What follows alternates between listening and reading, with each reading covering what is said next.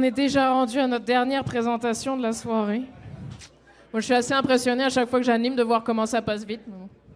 J'espère pour vous aussi, du coup. Pour cette dernière présentation, on va tout de suite accueillir Béatrice, qui est candidate à la profession d'ingénieur. Allô, Béatrice, en génie géologique, bachelière en génie géologique de Polytechnique Montréal, et on s'en serait douté, fan de roches et de montagnes, parce que, quand même, pour la géologie, hein, exceptionnelle. Et aujourd'hui, Béatrice va nous parler d'un monument québécois, quand même, Mont-Royal, pas de magma, juste du drama. J'adore le titre. C'est à toi, Béatrice. Bonjour. Donc, aujourd'hui, j'aimerais vous parler de drama. Moi, mon drama, comme pour plusieurs, commence avec Tinder. Donc, il y a une couple d'années, j'étais sur Tinder, je m'en vais sur une date. Puis là, ben, comme d'habitude, ben, tu te présentes, tu sais. Puis là, moi, à l'époque, j'étais encore étudiante. Donc, je lui dis... Ah ouais, en ce moment, c'est vraiment cool mon cours. Je marche sur le Mont-Royal, je récolte des échantillons, je les analyse, c'est vraiment cool. Le gars n'a pas l'air trop intéressé. Fait que j'ai dit en joke, je sais que le Mont-Royal, c'est pas un volcan, mais c'est quand même cool, tu sais. Puis il me dit, non, le Mont-Royal, c'est un volcan. Fait que là, je suis comme, haha, non, c'est une méconception. Puis là, il m'ostine. Bref, on s'est pas revus. Depuis, le mythe du Mont-Royal volcan est le mythe que je déteste le plus au monde. Donc, pour mettre ça clair, le Mont-Royal n'est pas un volcan. C'est la seule chose que je veux vous retenir. Et dans le fond, je vais quand même vous le démontrer, parce que sinon, ça serait une très, très courte présentation. Donc, qui on interroge quand on veut savoir l'origine d'une montagne ou d'une colline? Quand on veut interroger quelque chose qui s'est passé dans les 80 dernières années, on peut demander à quelqu'un qui était là puis qui a vécu. Quand on veut savoir quelque chose qui s'est passé dans les 8000 dernières années, on a des écrits. Mais qu'est-ce qui se passe quand on veut savoir ce qui s'est passé il y a plus de 10 000 ans? Ben là, c'est là qu'on demande aux roches. Puis là, ben moi, c'est vraiment ma passion, les roches. Mais pour bien les interroger, il faut quand même les connaître. Fait que pour ça, je vais vous ramener un peu en arrière dans votre cours de peut-être secondaire 3 de sciences. Je suis désolée. Et on va se remémorer les roches. Donc, on a 3 types de roches, je sais. Restez avec moi. On a les roches ignées, qui sont vraiment issues du magma, donc c'est des roches dures. On a les roches sédimentaires, qui c'est soit des roches ignées, soit des roches métamorphiques, qui vont être érodées, qui vont être réduites en petites poussières, qui vont rester dans un bassin, puis qui vont sédimenter. Donc, ils vont faire des petites couches comme ça, puis elles sont plus fragiles. Ça va être important plus tard, OK? Puis, on a les roches métamorphiques, que ça, c'est les roches funky. Fait que les roches métamorphiques, c'est soit les roches ignées ou sédimentaires qui, sous l'effet de pression ou de chaleur, ils vont se déformer. Fait qu'ils vont avoir des petites curves, comme là, ou ils vont avoir des petits minéraux funky, comme le grenat. Ben là, il y a beaucoup de lumière, fait que vous voyez peut-être pas plus sur l'écran là, mais vous avez comme un gros spot rose. C'est un grenat. Voilà. Mais ce qui nous intéresse, nous, ça va être les roches de magma, donc les roches ignées.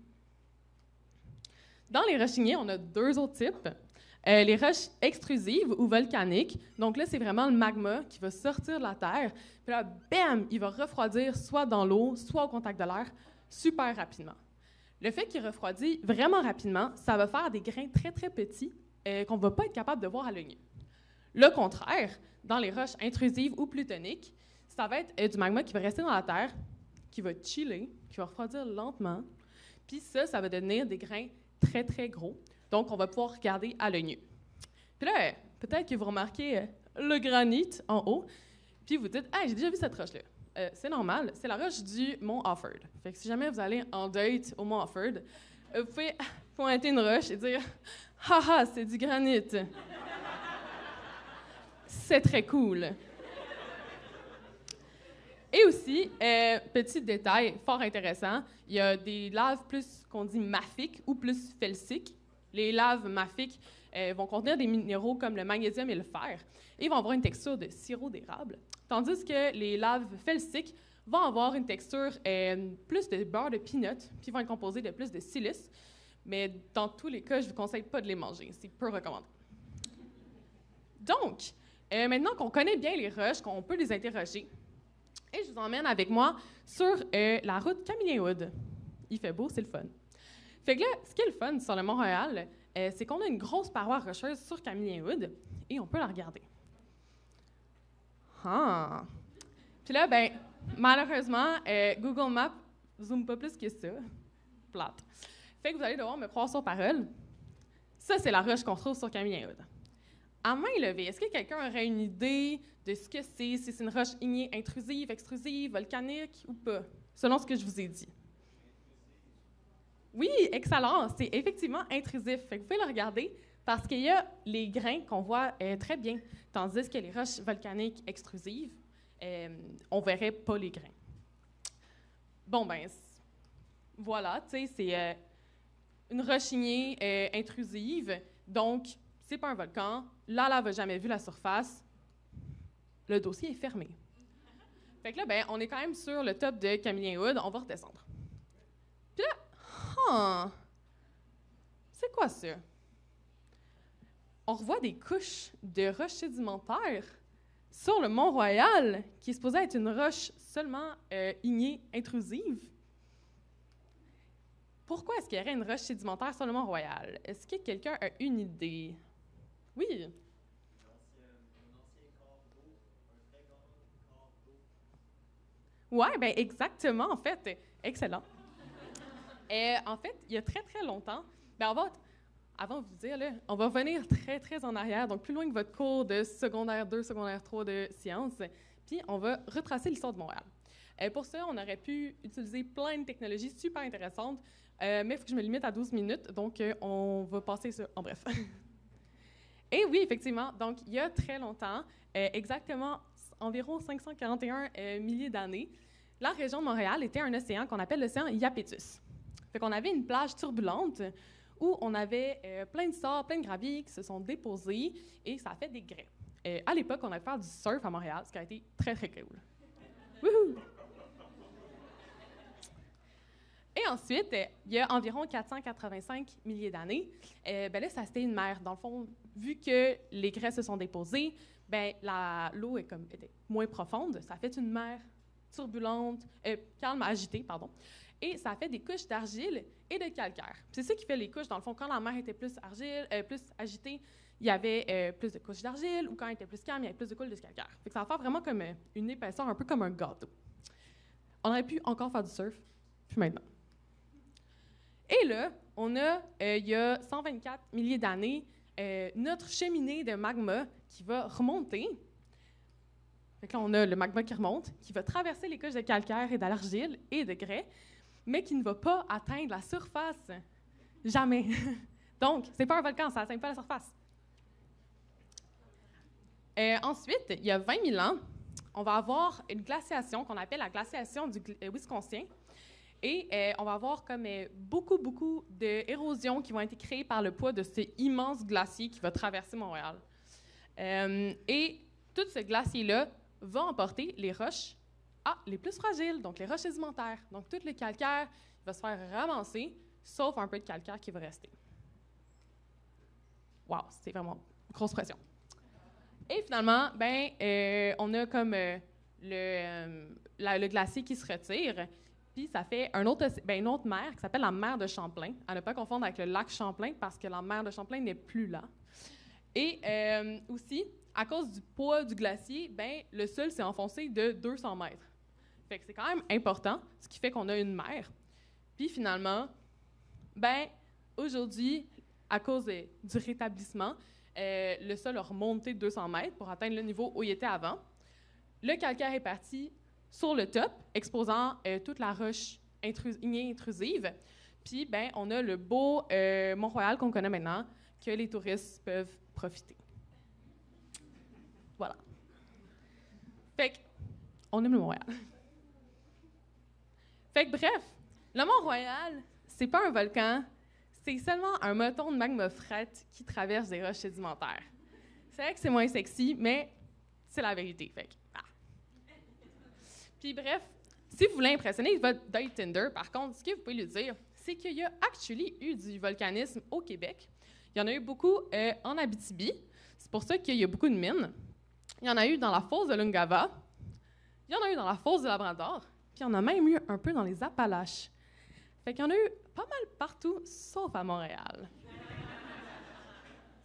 Mais aussi, si vous voulez vraiment impressionner votre date Tinder, ce que vous pouvez faire, c'est l'écouter, puis peut-être pas remettre en question ses choix universitaires. Voilà.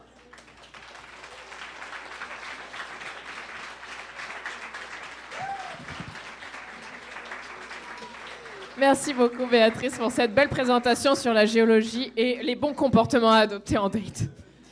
Est-ce qu'on aurait des questions dans la salle pour Béatrice? La main levée, ouais, j'en vois une devant. Moi, ce que je me souviens de mon cours au secondaire, c'est qu'on disait que les montérégiennes étaient des volcans. Tu vas parler des montérégiennes? Non, en fait, les montérégiennes sont dans la même chaîne de montagnes que le Mont-Royal. Et c'est toute la même chose, c'est tous des motons de magma. En fait, ce qu'on appelle, c'est des roches plutoniques.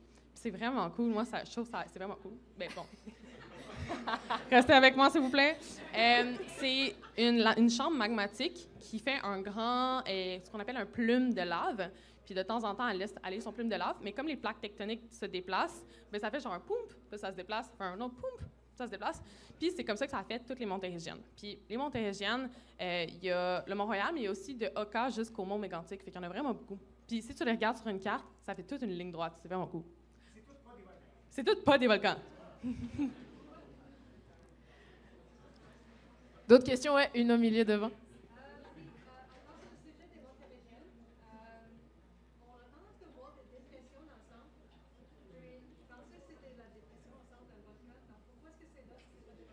Est-ce que tu peux répéter la question? Oui. Donc, la question, c'est les montérégiennes ont tendance à avoir des dépressions au centre. Pourquoi il y a des dépressions au centre si ce n'est pas des volcans? C'est une bonne question. Ça dépend beaucoup de chaque montérégienne. Il y en a qui ont juste eu des événements qu'on appelle de tectoniques, donc beaucoup de secousses de terre où ça a juste effondré. Le Mont-Royal n'a pas de telle dépression. Les autres montérégiennes, je les connais moins, malheureusement. Mais le Mont Mégantic en a une. C'est pour ça qu'il y a beaucoup de monde qui pensait que c'était une dépression. Par contre, ça ne fait pas partie des montérégiennes. Mais pour le Mont Mégantic, c'est vraiment que ça a donné qu'il y a eu des mouvements tectoniques qui ont fait que les roches ont vraiment comme une faille. Ça a fait un genre de cercle. Pour les autres montérégiennes, je ne pourrais pas te répondre parce que chaque montagne est tellement particulière que c'est difficile de les connaître tous. Mais c'est pas des volcans. On a encore le temps pour une question pour Béatrice. Oui. Oui, c'est toi. Quels sont les gestes que tu poses lorsque tu as un échantillon de roche qui te permet de l'associer au phénomène passé de très longtemps?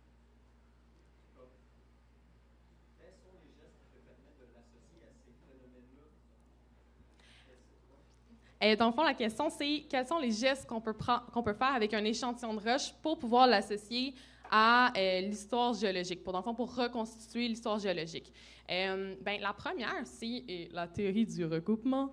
Et la théorie du recoupement, dans le fond, ça dit juste que si tu as une couche de roche qui en coupe une autre, la couche de roche qui est comme coupante, ça va être la plus récente. Fait qu'à partir de ça, on peut essayer de deviner qu'est-ce qui est arrivé en premier, qu'est-ce qui est arrivé en second. Après ça, mettons, dans les calcaires, on va trouver des fossiles. Les fossiles, on peut les dater parce qu'on sait quel organisme était vivant à quelle époque. Sinon, aussi, on a la datation à l'uranium. Donc, selon comment l'uranium se dégrade, on peut savoir à quelle époque la roche a été formée. Puis une très, très cool, c'est avec le magnétisme. Parce que les roches, en fait, les minéraux, quand ils cristallisent, ils ont l'orientation du nord magnétique du moment où ils ont cristallisé. Fait qu'à cause de ça, on est capable de savoir où était le nord, mettons, magnétique à telle époque. Si c'est dans la même place, on peut dire que la roche a cristallisé en même temps. Fait qu'il y a plein de méthodes, c'est vraiment fascinant. Voilà, c'est tout. C'est une dernière question, parce que je trouve le sujet fascinant aussi.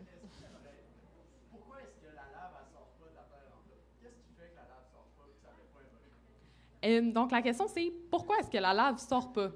C'est une excellente question. des fois, c'est juste comme ça. Le jet n'est pas assez fort, c'est trop un peu texture beurre de pinot, comme je l'ai mentionné. Y a pas, des fois, l'épaisseur de la croûte terrestre est trop grande. Donc, des fois, ça ne marche juste pas. Un peu comme des dates Tinder, tu sais. Je pense que le cercle est cerclé, la boucle est bouclée. Merci beaucoup, Béatrice, pour cette présentation.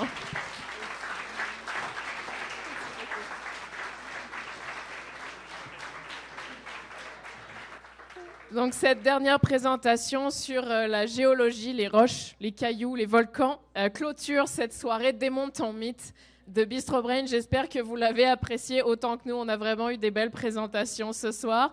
Un grand merci à vous. Applaudissez-vous d'être venus aussi nombreux pour ce premier événement et d'avoir participé autant que vous avez participé aujourd'hui. Merci à vous.